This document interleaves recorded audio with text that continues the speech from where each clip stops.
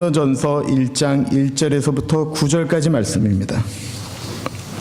교회의 주인 예수 그리스도라고 하는 제목으로 은혜를 나누고자 합니다. 하나님의 말씀 받들어 봉독할 때에 살아계신 하나님의 음성을 들으시기 바랍니다. 하나님의 뜻을 따라 그리스도 예수의 사도로 부르심을 받은 바울과 형제 소스데네는 그리스도에 있는 하나님의 교회 곧 그리스도 예수 안에서 거룩하여지고 성도라 부르심을 받은 자들과 또 각처에서 우리의 주 곧 그들과 우리의 주 되신 예수 그리스도의 이름을 부르는 모든 자들에게 하나님 우리 아버지와 주 예수 그리스도로 은혜와 평강이 있기를 원하노라. 그리스도 예수 안에서 너희에게 주신 하나님의 은혜로 말미암아 내가 너희를 위하여 항상 하나님께 감사하노니 이는 너희가 그 안에서 모든 일 곧 모든 언병과 모든 지식의 풍족함으로 그리스도의 증거가 너희 중에 견고하게 되어 너희가 모든 은사에 부족함이 없이 우리 주 예수 그리스도의 나타나심을 기다림이라. 주께서 너희를 우리 주 예수 그리스도의 날에 책망할 것이 없는 자로 끝까지 견고하게 하시리라. 너희를 불러 그의 아들 예수 그리스도 우리 주와 더불어 교제하게 하시는 하나님은 미쁘시도다. 아멘. 오늘부터 고린도 전서를 시작하게 됩니다. 고린도 교회는 사도 바울이 2차 선교 여행 중에 세운 교회입니다. 이 고린도라고 하는 도시는요, 그리스에 있는 도시 중에서도 상당히 많은 문제를 갖고 있었던 도시였습니다. 상업적인 도시였기 때문에 돈이 상당히 많은 도시였습니다. 상업도시답게 음란하고 문제가 많았습니다. 얼마나 음란했는지 당시에 그 사람은 출신이 고린도 사람이다 라고 이야기하면 사람들은 그냥 저절로 그 사람은 음란한 사람이구나 라고 생각했을 정도였습니다. 고린도시가 그런 도시였다고 한다면 고린도 교회도 여러 가지 문제가 있었습니다. 그 중에 대표적인 것이 교회 내에 파벌을 만드는 사람들이 존재하였다라는 것입니다. 내 편을 만드는 사람들입니다. 다른 하나는 은사주의가 있었습니다. 또한 사랑이 없었습니다. 고린도전서를 읽다 보면 살벌한 이야기들도 나옵니다. 그러나 사도 바울은 고린도서를 쓰면서 고린도 교회를 사랑하였습니다. 왜 그렇습니까? 교회는 예수님이 핏값을 주고 사신 것이기 때문에 그렇습니다. 오늘 본문 말씀은 교회에 대한 정의를 분명히 하고 있습니다. 오늘 본문 말씀을 통해서 우리 모두 교회에 대한 바른 인식과 교회를 사랑하게 되는 우리 모두가 되기를 기도합니다. 1절을 보십시오. 하나님의 뜻을 따라 그리스도 예수의 사도로 부르심을 받은 바울과 형제 소스데네는 1절에 보면 하나님의 뜻을 따라 라는 말씀에 우리가 주목할 필요가 있습니다. 사도 바울은 수도 없이 자기 자신의 내면을 바라보면서 고통하였던 사람입니다. 그래서 성경에 본인을 가리켜 나는 죄인 중에 개수다라고 이야기했습니다. 나는 공고한 사람이다라고 이야기했고요.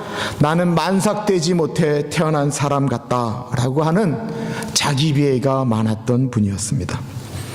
그러나 그럼에도 불구하고 그가 계속해서 하나님의 일을 할 수 있었던, 그가 붙들고 있었던 한 가지가 있다고 한다면 그를 부르셔서 예수님의 사도로 부르신 것은 본인의 뜻이 아닌 하나님 아버지의 뜻이었다라는 것입니다. 사도 바울은 이 확신이 분명하였습니다. 여기서 하나님의 뜻이라는 것에 대해서 생각해 보십시오. 이게 교만일까요? 아닙니다. 은혜입니다. 사도 바울은 본인은 예수 그리스도의 사도가 될 만한 존재가 절대로 아니었다라고 생각하였습니다. 그래서 그는 에베소서에 고백합니다. 나의 나 된 것은 하나님의 은혜로다. 고린도 교회 사람들은 끊임없이 사도 바울을 그것으로 공격했습니다. 너는 사도의 자격이 없다라고 말입니다. 사도라고 하는 것은 예수님의 제자들을 말합니다. 그런 의미에서 보면 사도 바울은 예수님이 살아계실 때 예수님을 한 번도 따라다닌 적이 없는 인물입니다. 그럼에도 불구하고 사도 바울은 초지일관 본인은 사도라고 말합니다. 사도 바울은 본인 스스로 교만하려고 그렇게 말한 것이 아니었습니다. 본인이 사도가 되고 싶은 마음이 있었던 것도 아니었습니다. 그런데 하나님이 그를 부르셨다라는 것입니다. 사도 바울은 분명히 알고 있었습니다. 나는 그럴 수 있는 존재가 못 되는데 예수님이 나를 충성되이 여겨서 나를 일꾼 삼아 주셨다라는 사실을 말입니다. 이런 마음을 가진 사람의 특징은 무엇입니까? 내 기분대로 행동하지 않는다라는 것입니다. 사도 바울에게 있어서 그 사도라는 자리가 그렇게 좋은 자리가 절대로 아니었습니다. 하나님의 뜻으로 된 사도의 자리는 다른 사람들에게는 질투의 자리였고 어떻게 해서든지 끌어내리고 싶어하는 자리였습니다. 어떤 꼬투리를 잡아서라도 깎아내리고 싶어하던 자리였던 것입니다. 예수님을 모르는 사람들에게는 죽이고 싶어하는 자리였습니다. 그러므로 사도 바울에게 있어서 그 사도라고 하는 직분은 수도 없이 내려오고 싶었던, 벗어버리고 싶었던 직분이었습니다. 그런데 그가 그 자리를 지킨 이유는 본인의 뜻이 아닌 하나님의 뜻이기 때문이었습니다. 교회 일하면서 분명하게 생각해야 할 것은 누가 이 자리에 나를 세웠느냐라고 하는 것입니다. 본인이 될 만해서 됐다고 생각하는 사람은 대단히 무서운 사람이고, 그런 사람은 자신의 뜻대로 되지 않으면 하나님과 반대되는 일도 할 수 있는 사람이지만, 본인이 할 수 없는 자리인데 되었다라고 생각하는 사람들은 겸손하게 그 일을 최선을 다해서 감당하게 된다라는 것입니다. 사도 바울이 세운 고린도 교회이지만 그 고린도 교회에는 바울을 인정하지 않는 수많은 사람들이 있었습니다. 그럼에도 불구하고 그는 편지를 씁니다. 편지를 쓰는 이유가 무엇입니까?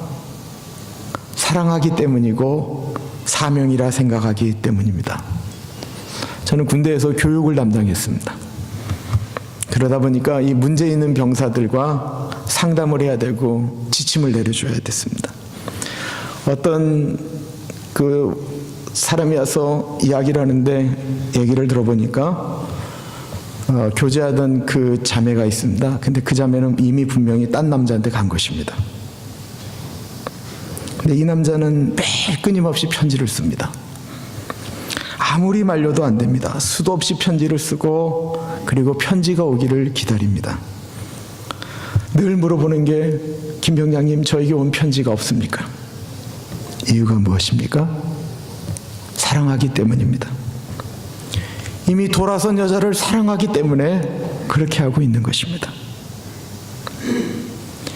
바울은 자신을 미워하는 고린도 교회가 건강해지기를 원했습니다. 바르고 건강해지기를 원했던 것입니다. 그렇게 해서 쓴 편지가 고린도 전 후서입니다. 사랑했기 때문에 고린도전서 13장에 사랑은 언제나 오래 참고라고 하는 사랑장이 나오게 된 것입니다. 2절에는 교회의 정의가 나옵니다. 이 정의를 우리가 잘 이해하셔야 됩니다. 고린도에 있는 하나님의 교회, 곧 그리스도 예수 안에서 거룩하여지고 성달아 부르심을 받은 자들과 또 각처에서 우리의 주 곧 그들과 우리의 주 되신 예수 그리스도의 이름을 부르는 모든 자들에게, 교회를 가리켜 헬라어로 에클레시아라고 부릅니다. 우리는 교회하면 건물을 생각할 때가 있습니다. 지금 우리 눈에 보이는 이 건물을 우리는 보통 교회라고 부릅니다. 그러나 그건 그냥 호칭일 뿐입니다. 이 건물이 우리 눈에 아무리 교회처럼 보인다고 할지라도 이 자리에 우리가 아무도 남아있지 않다고 한다면 이것은 그냥 건물일 뿐입니다. 지금 미국 교회는 아주 열심히 팔리고 있습니다. 작년에 경매에 들어간 교회가 무려 270개입니다. 자발적으로 팔린 교회는 셀 수가 없으니까 말할 필요가 없습니다. 이유가 무엇입니까? 그렇게 팔린 교회는 이미 교회가 아니기 때문에 그렇습니다. 그냥 교회라고 불렸던 건물이 팔린 것입니다. 성경에서 교회는 바로 고린도전서 1장 2절에 명확하게 나와 있습니다. 하나님의 교회 곧 하나님의 교회라고 하는 것은 그리스도 예수 안에서 거룩하여지고 성도라 부르심을 받은 자들과 또 각처에서 우리의 주 곧 그들과 우리의 주 되신 예수 그리스도의 이름을 부르는 모든 자들이 바로 교회다라고 하는 것입니다. 그러니까 교회라고 하는 것은 예수 그리스도 안에서 거룩하여진 부르심을 받은 사람들의 모임입니다. 이게 진짜 교회의 뜻입니다. 그러니까 이 자리에 앉아있는 여러분들이 교회이지 이 건물이 교회가 아니다라고 하는 것입니다. 그러므로 예수 그리스도의 이름을 부르는 사람이 없어진다면 건물은 그냥 건물일 뿐입니다. 교회 건물이 술집이 되기도 하고 아파트가 되기도 하고 헐어버리고 거기 타운홈이 되는 이유는 거기에 예수 그리스도를 믿는 진짜 교인들이 더 이상 없기 때문에 일어나는 일들입니다. 저는 미국에 와서 분규 중에 있는 교회들 중에서 건물을 지킨 분들이 교회를 지켰다라는 말을 하는 것을 참 많이 들었습니다. 그러나 그것은 엄밀한 의미에서 틀린 말입니다. 그분들은 교회를 지킨 것이 아니고 교회라고 불림받는 건물을 지킨 것입니다. 그리고 그 건물을 지키고 진짜 교인들을 잃어버렸다고 한다면 그들은 건물을 지키고 교회를 잃어버린 사람들일 뿐입니다. 어쩌면 그분들은 진짜 교인들보다는 건물에 더 관심이 많은 사람들이었을 가능성이 높습니다. 정말로 이 교회를 사랑하는 사람은 건물을 지키려고 하는 것이 아니고 예수를 구주로 영접한 사람들을 지키려고 노력해야 된다라는 것입니다. 그것이 교회를 사랑하는 사람들의 자세입니다. 고린도 교회를 보시면 온갖 희한한 이야기들이 가득 넘칩니다. 패거리들이 있습니다. 나는 베드로파다, 나는 바울파다, 나는 아볼로파다라고 하는 파들이 있었습니다. 교회를 갈라놓고 싶어서 안달이 난 사람들이 그 안에는 존재하였습니다. 거기다가 은사가 엄청나서 은사주의에 사로잡힌 사람들이 있었습니다. 그 반대적인 사람들도 있었습니다. 우상 숭배하는 교인들도 있었습니다. 고린도에서 살면서 예수님은 믿지만 죄를 청산하지 못했던 사람들이 있었고, 사랑이 없는 사람들, 자신이 교회의 주인이라고 착각하고 사는 사람들이 고린도 교회에 모여 있었습니다. 세상에서는 상상할 수도 없는 이상한 사람들이 고린도 교회에는 모여 있었습니다. 그런데 사도 바울은 그것을 가리켜 그럼에도 불구하고 교회라고 불렀습니다. 이게 참으로 슬픈 교회의 현실입니다. 아니요, 참으로 다행한 현실입니다. 그래야지요. 교회는 그런 희한한 사람들이 모이는 곳입니다. 교회는 사람을 받을 때 도덕성을 보지 않습니다. 인간성도 보지 않습니다. 자격심사 조건이 없습니다. 그냥 예수 믿겠다고 하면 받아주는 것이 교회입니다. 사실 이것이 교회의 가장 큰 능력이기도 하지만 가장 큰 취약점이기도 합니다. 그래서 세상에 단단한 교회는 없습니다. 교회는 늘 위험한 요소를 가지고 있습니다. 그렇다고 한다면 우리가 좀 가려서 받으면 안 되겠느냐라고 질문을 하신다면 정답은 안 된다라는 것입니다. 왜냐하면 복음에는 차별이 없기 때문입니다. 예수님이 부르셨던 무리들이 그런 사람들이었습니다. 그 중에는 가룟 유다도 있었습니다. 예수님이 오죽했으면 차라리 태어나지 않았으면 좋았을 것을 이라고 했겠습니까? 그런데 그도 예수님의 제자 공동체에 들어가 있었습니다. 이것이 바로 교회입니다. 그런데 이런 교회에 희망이 하나 있습니다. 그것은 그 교회의 주인이 바로 예수 그리스도이시다라는 것입니다. 오렌지 가나안 장로교회의 주인이 누구입니까? 예수 그리스도이십니다. 우리의 주인은 누구이십니까? 이 정도로 얘기하면 다시 하겠습니다. 오렌지 가나안 장로교의 주인이 누구이십니까? 우리의 주인은 누구이십니까? 우리를 이 자리에 부르신 분이 누구이십니까? 아멘. 3절을 보십시오. 하나님 우리 아버지와 주 예수 그리스도로부터 은혜와 평강이 있기를 원하노라. 교회는 그런 죄인들이 모여있는 곳입니다. 그러니 얼마나 살벌하겠습니까? 더군다나 이 집단이 아닙니다. 월급 받고 이윤을 추구하는 단체가 아닙니다. 모두 돈 내면서 예수를 믿습니다. 그러니까 기분 나쁘면 본인의 기분 나쁨이 그대로 돌출될 수 있는 것이 교회입니다. 그러니까 교회에 필요한 것이 무엇입니까?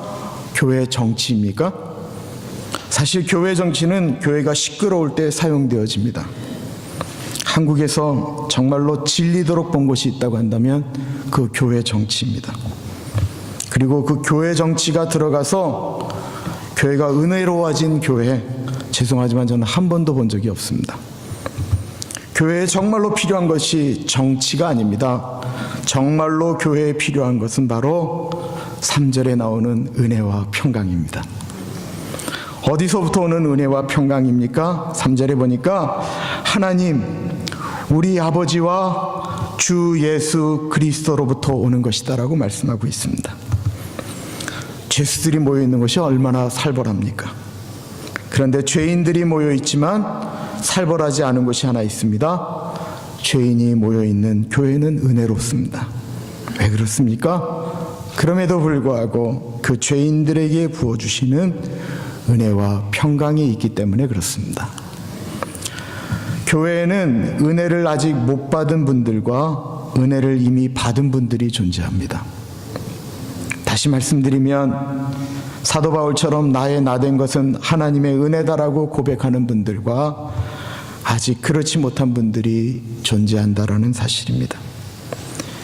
이것은 교회를 오래 다닌 것과 비례하지 않습니다. 교회의 직분과도 상관이 없습니다. 교회에는 분명히 은혜 받은 자와 아직 은혜 받지 못한 사람들이 있습니다. 그럴 때 어떻게 하면 교회가 은혜와 평강이 있을 수 있을까요? 어떻게 하면 이 죄인들이 모여있는 교회에서 그런 우리들이, 연약한 우리들이 존재하는 이 교회가 아름답게 굴러갈 수 있을까요? 그것은 하나님 앞에 은혜 받은 자가 더 많이 받았다라고 생각하는 분들이 아직 은혜 받지 못한 사람을 안고 가면 그곳에 은혜와 평강이 있는 교회의 모습이 되는 것입니다. 그러므로 평안한 교회는 얼마나 교회에 나의 나된 것은 하나님의 은혜다라고 고백하는 사람들이 얼마나 많으냐에 따라 결정나는 것입니다. 은혜를 더 많이 받은 사람이 은혜 없는 사람을 덮고 안고 가는 것이 교회입니다. 그러므로 교회에는 끊임없이 은혜 있는 사람들이 나와야 합니다. 그 숫자가 더 많아지면 은혜 없는 사람들을 더 많이 품을 수가 있습니다. 교회가 평온한 것은 인간적인 방법으로는 불가능합니다. 그러나 하늘로부터 내려오는 은혜와 평강이 가득하면 가능합니다. 저는 우리 교회가 늘 은혜와 평강이 임하기를 기도드리고 교인들이 더 많은 은혜 속으로 들어가기를 기도합니다. 앞에 언급한 바와 같이 고린도 교회는 복잡했습니다. 바울을 공격하는 사람들이 너무나도 많았습니다. 그 중에 제일 심한 말은 너는 사도가 아니다라는 말이었습니다. 이 말은 바꾸어 말하면 너는 그럴 자격이 없는 놈이다 라고 하는 말이었습니다. 그런데 그런 수많은 이야기를 들어도 참으로 놀라운 것은 사도 바울의 자세였습니다. 4절을 보십시오. 그리스도 예수 안에서 너희에게 주신 하나님의 은혜로 말미암아 내가 너희를 위하여 항상 하나님께 감사하노니. 그렇게 깎아내리고 힘들게 하는데, 교회를 시끄럽게 하는데 너희를 위하여 항상 하나님께 감사한다라고 말하고 있습니다. 왜 그럴 수 있었을까요? 4절에 나와 있습니다. 그리스도 예수 안에서 너희에게 주신 하나님의 은혜로 말미암아입니다. 사람의 생각으로는 안 되는 일입니다. 그러나 고린도 교인들을 하나님이 사랑하셨다라는 것입니다. 그러니까 시끄러운 교회이지만, 문제 많은 교회이지만 그들이 모두 그리스도 예수 안에 있는, 그들에게도 하나님의 은혜가 있다라고 생각한 것입니다. 이것이 은혜입니다. 예수님을 생각하니까 그 모든 것이 다 이해가 된다라는 것입니다. 예수님이 십자가 지시면서 사랑한 분들이 저 고린도 교회 교인들이다라고 생각하니 감사가 되었다라는 것입니다. 목회하다 보니 알게 되는 것이 있습니다. 사도 바울이 그런 아픔의 이야기가 감사가 될 때까지 얼마나 더 많이 기도하고 생각했겠습니까? 기도하고 생각하다 보니까 감사가 넘쳤다라는 것입니다. 그랬습니다. 불평불만이 이렇게 나오는데, 그래, 예수님이 나 같은 것도 사랑하셔서 십자가를 지셨지 라고 고백하게 되었다라는 것입니다. 오늘 9절 말씀까지 제일 많이 나오는 말씀은 다른 것이 아닙니다. 예수 그리스도라는 단어입니다. 예수님의 이야기가 거의 매절 나오고 있습니다. 9개의 절에 무려 9번 언급하고 있습니다. 왜 그랬을까요? 왜 그렇게 편지를 쓰면서 예수 그리스도라는 표현을 그렇게 많이 썼을까요? 제일 중요하기 때문입니다. 제일 중요한 이름이기 때문에 그렇습니다. 이제 나오겠지만 고린도 교회는 오늘날 수많은 교회에서 일어나는 일들이 발생하고 있습니다. 그 문제를 풀 수 있는 핵심은 무엇입니까? 예수 그리스도이십니다. 교회는 예수 그리스도가 주인 되셔야 하고 예수 그리스도가 높아져야 합니다. 그리고 그 예수 그리스도는 우리의 생명이 되십니다. 저희는 어제 마틴 초등학교를 위한 야드 세일을 했습니다. 무엇 때문에 했습니까? 예수 그리스도 때문에 한 것입니다. 나이가 드신 분들이 하시는 말씀이 있습니다. 세상 살고 보니까 헛되고 헛되니 모든 것이 다 헛돼 라고 말씀하십니다. 지나고 나니까 아무것도 아니다라는 것입니다. 제가 야드 세일에서 산 것이 있습니다. 이런 종인데요, 무려 30여 개를 샀습니다. 제가 이거 주님 저거 안 사가게 해주세요. 그랬더니 모두 다 안 사가고 제가 사게 됐습니다.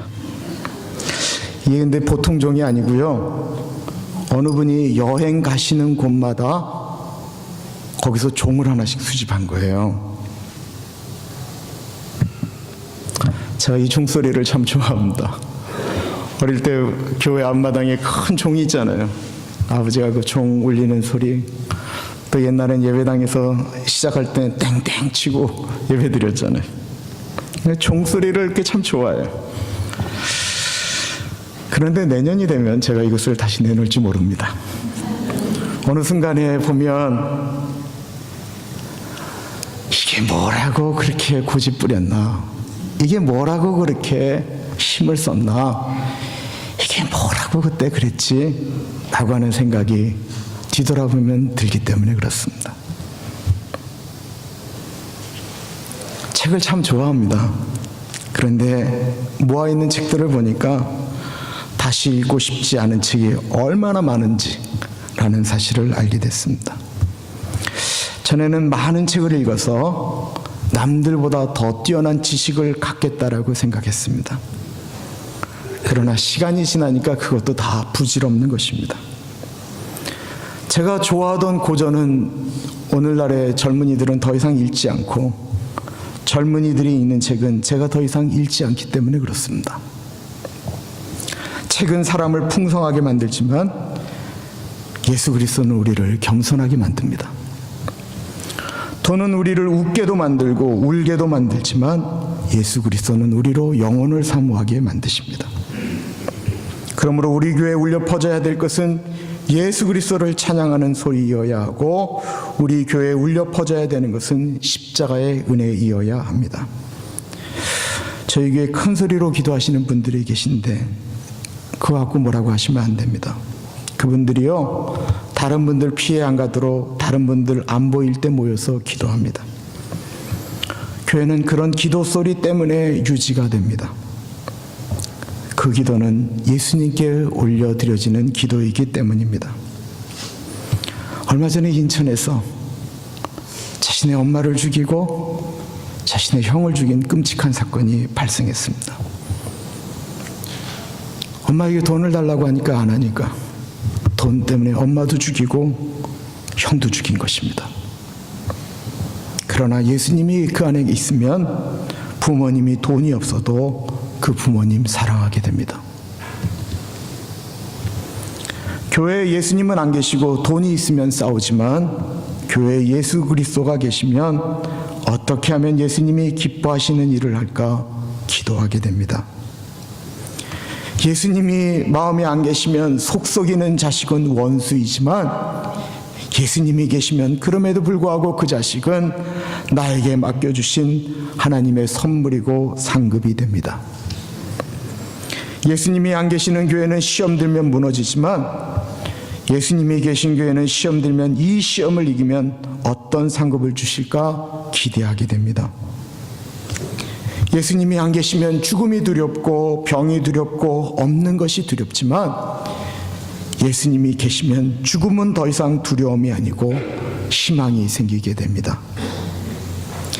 예수님이 안 계시면 땅의 근심과 걱정으로 한숨을 쉬게 되지만 예수님이 계시면 하늘을 바라보고 찬양하게 됩니다.